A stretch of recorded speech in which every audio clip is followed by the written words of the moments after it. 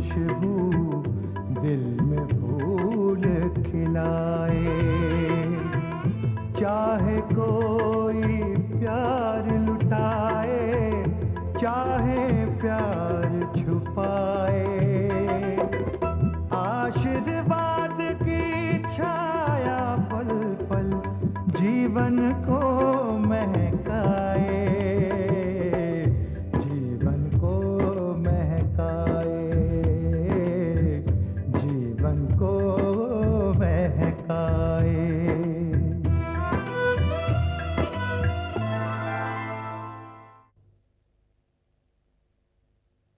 उसका होने वाला शौहर मेरे और प्रीति के बारे में सब कुछ जानता है। तुम्हारी शादी इतने अच्छे इंसान के साथ हो रही है, तुम्हारी खुशकिस्मती है। हर कारोबारी आदमी अपना कारोबार चलाने के लिए या बढ़ाने के लिए कर्जा लेता है, इसमें नई बात कौन सी है? विजय मानसिंगा का दफ्तर और घर भी गिरवी पड़ा है। बाबूजी आपको खाना खाने के लिए बुला रहे हैं। उनसे कौन आते हैं थोड़ी देर में।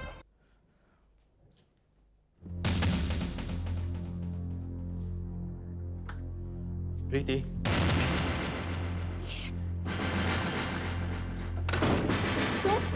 प्रीति, मैं तुमसे सिर्फ एक सवाल पूछना चाहता हूँ। प्रीति, क्या तुम मुझसे मिलना नहीं चाहती? क्या तुमने मुझे बुला दिया है प्रीति? निशी, क्या पागलपन है? तुम प्लीज जाओ यहाँ से। जब तक मुझे मेरे सवाल का जवाब नहीं मिलता तो मैं यहाँ से नहीं जाऊंगा। मैं तुम्हारे किसी सवाल का जवाब नहीं दूंगी दिनेश। तुम प्लीज जाओ यहाँ से। तुम प्लीज जाओ वरना मैं शोर मचा दूंगी। शोर मचाऊंगी तुम? हाँ? शोर मचाऊंगी? मचाओ शोर। मैं सबसे यही कहूंगा कि तुमने मुझे यहाँ बुलाया। ये तुम क्या कर रहे हो दिनेश? क्यों कर रहे तुम ऐसा मेरे साथ?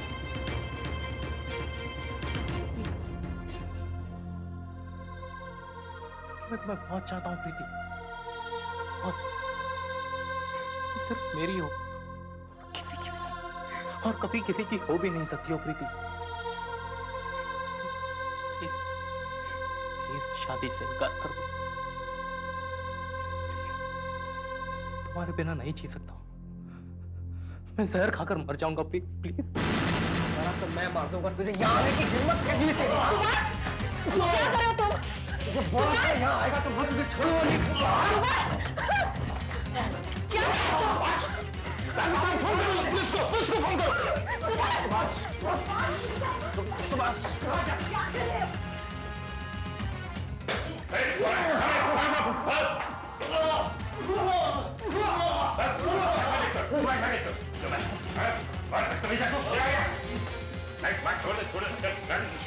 भैया जी, भैया जी, ये दोबारा नहीं आएगा। चलो तुम लोग खाना खाने चलो, चलो चलो राधे, चलो सुभाष।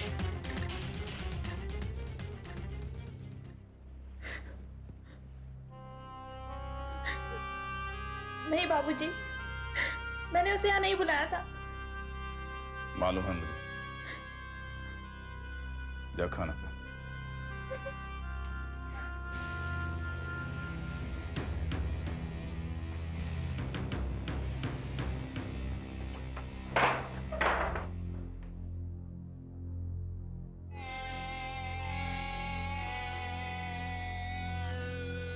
यहाँ रहते हो तुम?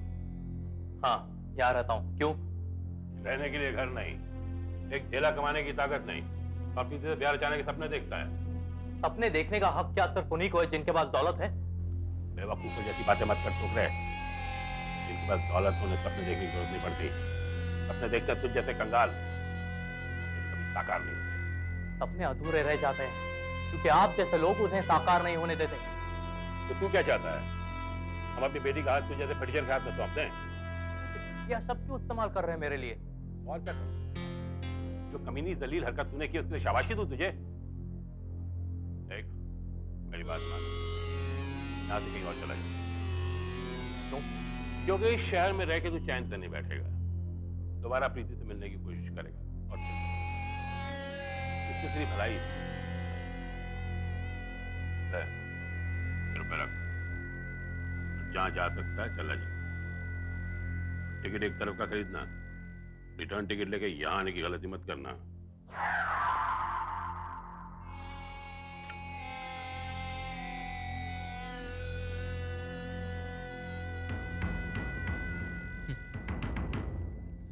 कहीं नहीं जाऊंगा, यहीं रहूंगा। प्रीति की शादी होगी तो सिर्फ मुझसे, वरना किसी से नहीं।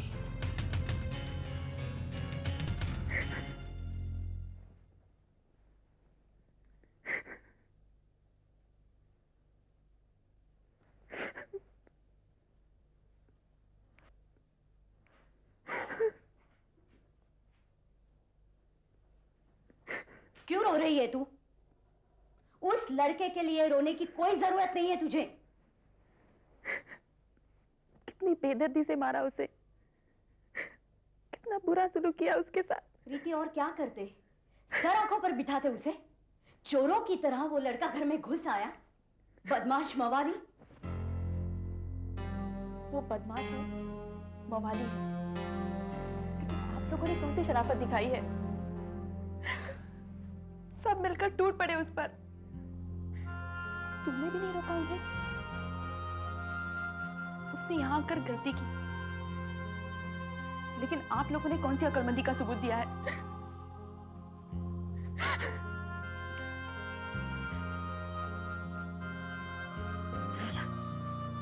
वो लड़का इस लायक नहीं है जिसके लिए तू अपने आंसू बहाते जाए। मैं तो भगवान का शुक्र अदा करती हूँ कि तेरा उससे पीछा छूट गया, वरना जिंदगी भर अपनी किस्मत को रोती रहती तू। जिंदगी में आगे क्या होगा ये किसने देखा है? सब ठीक ही होगा प्रीति, सब ठीक होगा। देखो प्रीति, तेरी जिंदगी के वो बुरे दिन थे जिससे तू बाहर निकल आई। उस लड़के को जो मारपीट हो रही थी, मुझे नहीं अच्छा लग रहा था, लेकिन बेटा ये जरूरी था, वरना बार बार इसी तरह आकर वो तुझे परेशान करता, तुझे बदनाम करता। मुझे हैरत होती है, तेरे जैसे समझदार लड़की ने ऐसे बेवकूफ लड़के को पसंद कैसे किया? रानी, दिनेश को उसके हॉस्टल छोड़ आया हूं, समझा दिया उसे। मुझे नहीं लगता अब तंग करेगा वो ठीक तो है ना? ज्यादा चोट नहीं लगी? जब चोट लगती है तो दर्द होता है और तभी होश ठिकाने आते हैं। तब पता चलता है कि गलत जगह पैर रख दिया, लेकिन उसमें जरा सी भी अकल होगी तो ऐसी हिमाकत दोबारा नहीं करेगा। चलता हूं।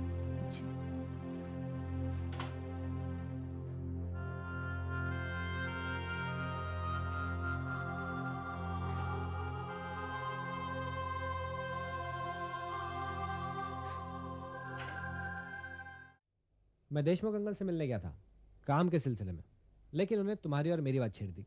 कब गए थे तुम? अभी 2 रोज पहले। लेकिन उन्होंने तो जिक्र ही नहीं किया। जिस बात से वो नाखुश है उस बात की वो जिक्र ही क्यों करेंगे? कहने लगे तुम दोनों सिर्फ दोस्त बन कर रहो और अमिता को समझा दो कि जो बात नहीं हो सकती उसके बारे में सोचना भी फजूल है। तुमने क्या कहा? मैंने कह दिया कि मैं अपने दिल को नहीं समझा सका तो उसे क्या समझाऊंगा। क्यों नहीं समझा सकते? किसे? अपने दिल को। अब इसकी वजह तुम्हें नहीं पता? पता है, लेकिन मैं तुम्हारे मुंह से सुनना चाहती हूँ। देखो अमिता, एक दूसरे से ये कहकर के मैं तुमसे प्यार करता हूँ और तुम मुझसे, इससे हमारी शादी नहीं हो जाएगी। तो कैसे होगी हमारी शादी? अपने घर वालों को मना कर। मुझे देशमुख अंकल को मनाना होगा और तुम्हें माँ और बाबूजी का दिल जीतना होगा। वो कैसे? देखो इस वक्त हमारे घर में शादी की गहमा गहमी मची हुई है। तुम्हें भी इसमें खूब बढ़ चढ़कर हिस्सा लेना होगा। और हाँ, एक बात है, ये वाहियात कपड़े ये छोटे और तंग ड्रेसेस पहनना छोड़ दो। एक्सक्यूज मी, ये वाहियात कपड़े हैं? How can you say that? ये मैं नहीं कह रहा हूँ, बाबूजी के नजरिए से कह रहा हूँ, उन्हें ऐसा पसंद नहीं है। उन्होंने ऐसा कहा? कहा या नहीं, मैं तुमसे कह रहा हूँ। तो क्या नौकज की साड़ी लपेट के आ जाऊं? सलवार कमीज भी तो पहन सकती हो प्रीति की तरह। यार ये अच्छी जबरदस्ती है। तुम्हें मुझसे शादी करनी है? नहीं करनी है। तो फिर बहस मत करो, जैसा मैं कहता हूँ वैसा करो। जिस घर में तुम शादी करके जाने वाली हो उस घर के तौर तरीके नहीं अपनाओगी? ठीक है, तुम्हारे लिए ये भी कर लूंगी। मेरे लिए नहीं, अपने लिए भी। अच्छा बाबा, अपने लिए। अब तो खुश। अब करना, जरा वही खाते लाना। नमस्ते। प्रीति, देखो तुमसे कोई मिलने आया है। पायल। अरे आप मेरे पाँव क्यों छू रही हैं? आप आइए ना, बैठिए, प्लीज प्लीज बैठिए, आइए। क्या लेंगे आप, चाय कॉफी ठंडा? जी प्रीति, तुमसे कोई मिलने, क्या नाम तुम्हारा? अमिता। तुमसे मिलने अमिता आई है। क्या अमिता?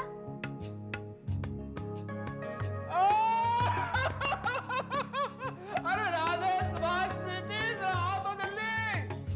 लेकिन ये साड़ी, ये चूड़ियां, ये बिंदी, वो अमिता नहीं हो सकती। ये क्या हो गया तुझे? ये क्या बनने आ गई तू? क्या मैं इतनी अजीब लग रही हूँ? तुझे कभी इन कपड़ों में देखा नहीं, से बहुत अजीब लग रही है। हाँ, मैं भी पहचान नहीं पाया। मुझे लगा कोई अजनबी लड़की गलती से घुस आई है इस घर में। अरे अपर्णा!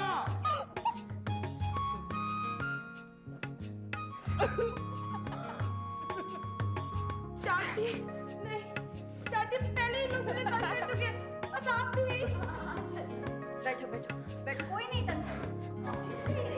हिंदुस्तानी लिबास में बहुत अच्छी लग रही है ना? तारीफ करियो बाबा। अगर मुझे पहले ही पता होता तो उसे ये कपड़े पहनने के लिए कहता ही नहीं मैं।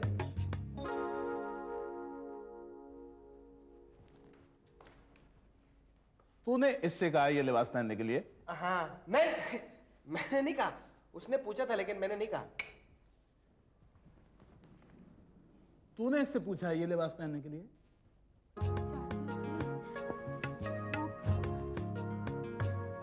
राधेश्याम, चलो गद्दी पे। सुन, ये ही लिबास पहना कर। धीरे धीरे तुझे ये पहनने की आदत पड़ जाएगी और हमें तुझे इस लिबास में देखना।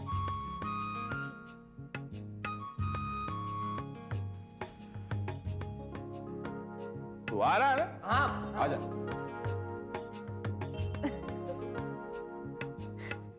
अच्छा अमिता, चल कमरे में चलकर बैठते हैं। नहीं नहीं, मैं यहीं बैठूंगी। यार मुझे डर लगता है कि चलते चलते मेरी साड़ी खुल गई तो। जो मन में आता है बक देती है। तुम दोनों यहीं बैठो, मैं तुम्हारे लिए नाश्ता ले आती हूँ। अच्छी लग रही है। अच्छा अमिता, सुभाष ने किससे कहा था ये साड़ी पहनने के लिए? बहुत बड़ा बेवकूफ है वो। अरे सबके सामने बोलने की क्या जरूरत थी? लेकिन उसने तुझे ऐसा क्यों कहा? बता दू।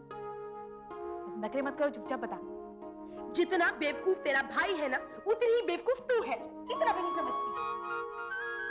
मैं सिर्फ इतना समझती हूँ कि जब तू इस घर में आएगी तो एक बेवकूफ लड़की और बढ़ जाएगी।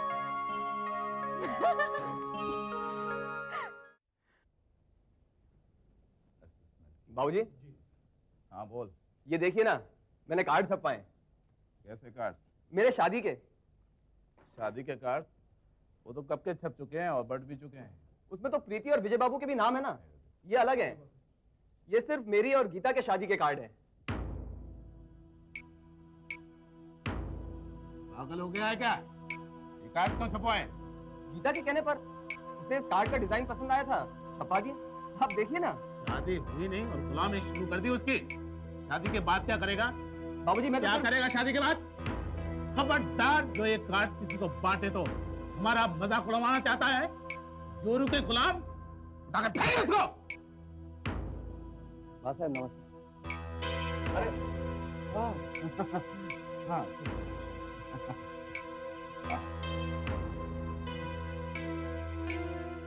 बाद में निपटता हूँ, अभी चला जाए यहाँ से। चल, दो चाय के लिए बोल देना। बैठो ना, बैठो बैठो बैठो। कैसे आना हुआ? भाई साहब आप पहले से परेशान लग रहे हैं, मैं बाद में आकर मिलता हूँ। बिल्कुल भी नहीं, मैं बिल्कुल परेशान नहीं हूँ। तो बोलो क्या बात है? आपको मुझ पर भरोसा नहीं है? ये क्या कह रहे हो? हाँ भाई साहब, अगर आपको मुझ पर भरोसा होता तो आप मेरे बारे में, मेरे बिजनेस के बारे में ये पूछताछ नहीं करवाते। पूछताछ? ऐसा तो मैंने कुछ नहीं किया। अगर आपने नहीं किया तो फिर कौन करवा रहा है? हाँ सर, मैं सच कह रहा हूँ, मुझे बहुत दुख हुआ।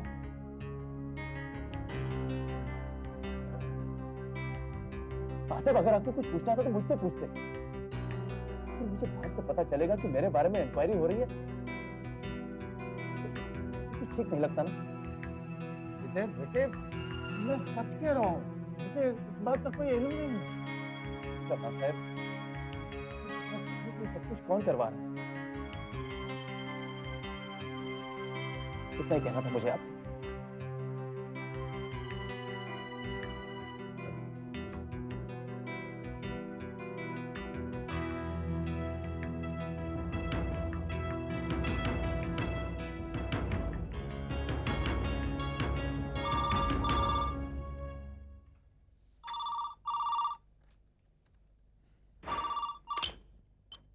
हेलो।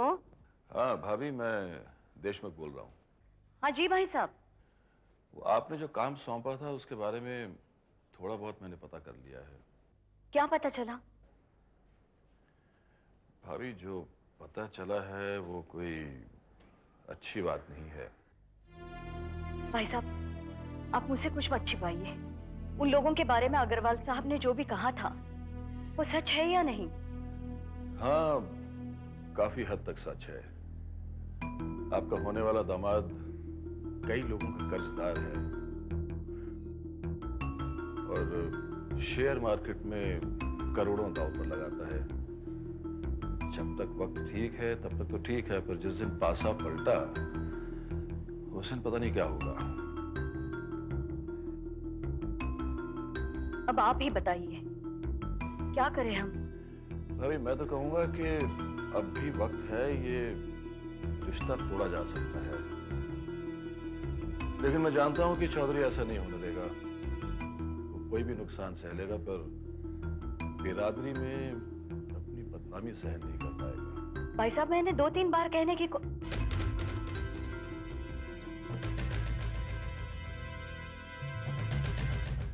किसका फोन है? जी, वो देशमुख भाई साहब का फोन है। आप बात करेंगे? सारी बात हो गई ना? जी। मैं बाद में बात करूंगा। भाई साहब, वो क्या हुआ, चौधरी आ गया? जी। देखिए भाभी, उससे कुछ छुपाइएगा मत। जो कुछ मैंने आपको बताया है उसे सब कुछ बता दीजिए। जी भाई साहब।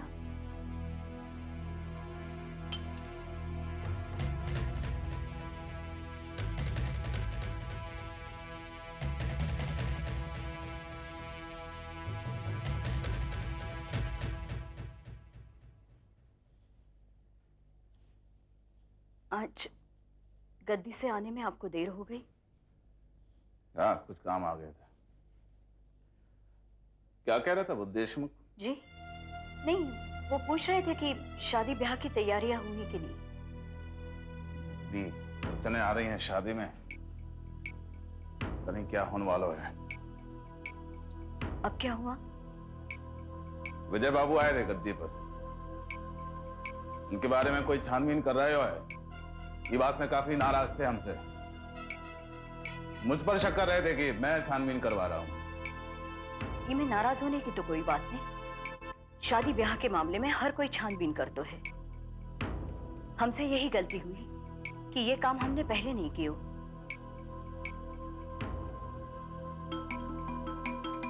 पहले नहीं किया मतलब ये कहना चाह रही है कि ये काम अभी कोई कर रहे हो है?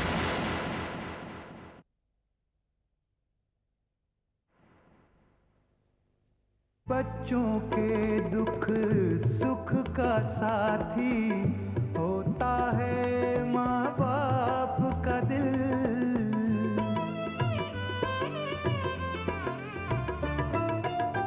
उनको कांटा चुभ जाए तो